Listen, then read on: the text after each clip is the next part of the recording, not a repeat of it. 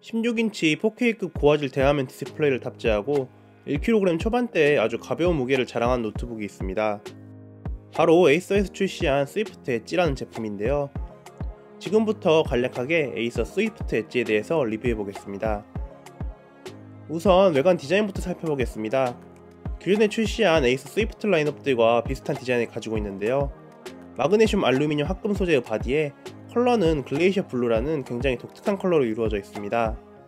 빛을 받는 각도나 주변 환경에 따라서 블루 혹은 그린으로 보이기도 하는데 굉장히 오묘한 컬러입니다. 적당히 얇고 날렵한 디자인으로 이루어져 있고 살짝 각진 디자인으로 되어 있어서 최신 트렌드를 많이 반영한 디자인으로 보입니다.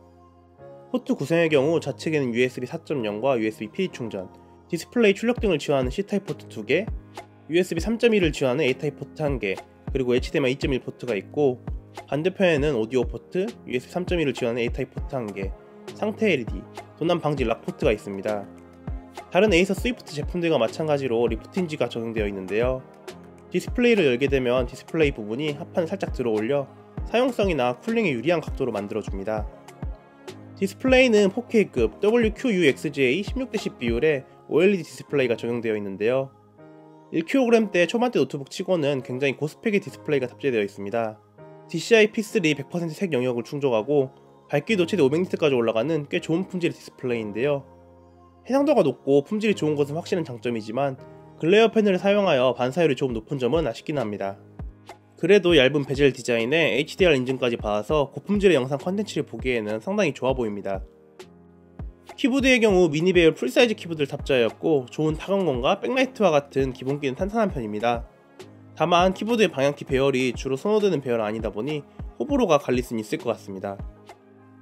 이제 스펙에 대해서 간략하게 정리해보면 CPU는 AMD의 라이젠 7735U 옥타코어 프로세서를 탑재하였고 그래픽은 7735U의 내장 그래픽인 라데온 680M 그래픽을 탑재하였습니다.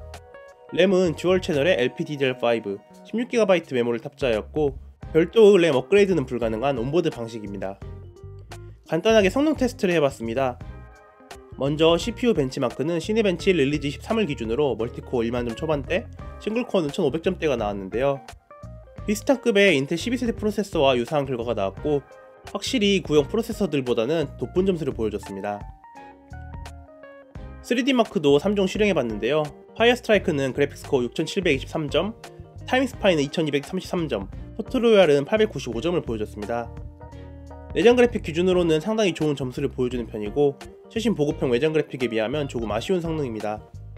구형 그래픽과 비교해보면 데스크탑용 RTX 1050과 거의 비슷한 점수를 보여주는 편이라 한편으로는 내장 그래픽이 이렇게 발전했다는 게 놀랍기도 합니다. 게이밍 노트북은 아니지만 대략적인 성능을 보기 위해서 게임 테스트 3종을 실행해봤습니다. 모든 게임 테스트는 디스플레이 스펙인 4K 기준으로 테스트를 진행하였고 추가적으로 FHD 최저가 옵션으로도 실행을 해봤습니다. 우선 저사양 게임은 리그 오브 레전드 테스트입니다.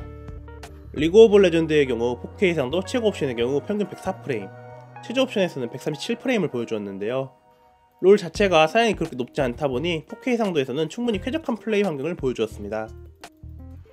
다음은 오버워치2입니다. 4K 최고 옵션에서는 평균 31프레임, 최저 옵션에서는 평균 60프레임을 보여줬습니다.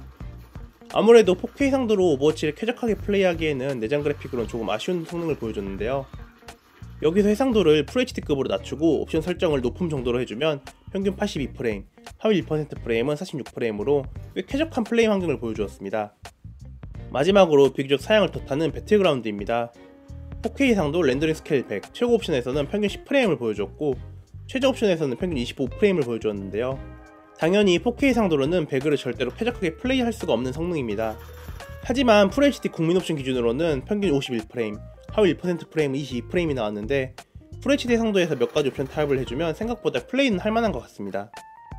다음으로는 소음과 발열을 측정해봤습니다. 우선 소음의 경우 아이들 상태와 풀 로드시 모두 대략 30dB 중반 정도로 큰 차이가 없었는데 팬소음 자체가 크지 않아서 생각보다 조용한 모습을 보여줬습니다. 발열의 경우 아이들 상태에선 내면을 측정한 결과 위 도표와 같고 전체적으로 무난한 수준을 보여줬습니다.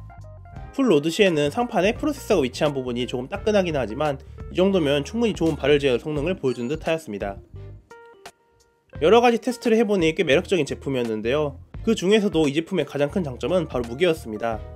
라이젠 7 프로세서나 4K 디스플레이와 같은 높은 스펙을 가지고도 무게는 약 1.17kg 정도밖에 되지 않습니다. 그렇기 때문에 휴대하기에 부담이 없는 무게라서 이동이 잦은 분들에게는 추천할 만한 제품이었는데요. 16인치 4K에 아주 선명하고 널찍한 화면은 웹서핑을 하거나 영상을 보는 것은 물론 간단한 작업 같은 것을 하기에도 충분히 좋아 보였습니다. 내장 그래픽 성능이 어느 정도 받쳐주고 메모리 규격도 최신 규격을 사용하고 있어서 가벼운 작업에도 큰 문제 없이 충분한 성능을 보여주었습니다. 다만 아쉬운 점이 한 가지 있었는데 16인치 사이즈에 배터리 용량 54Wh 정도로 넉넉하지는 않은 편이었는데요.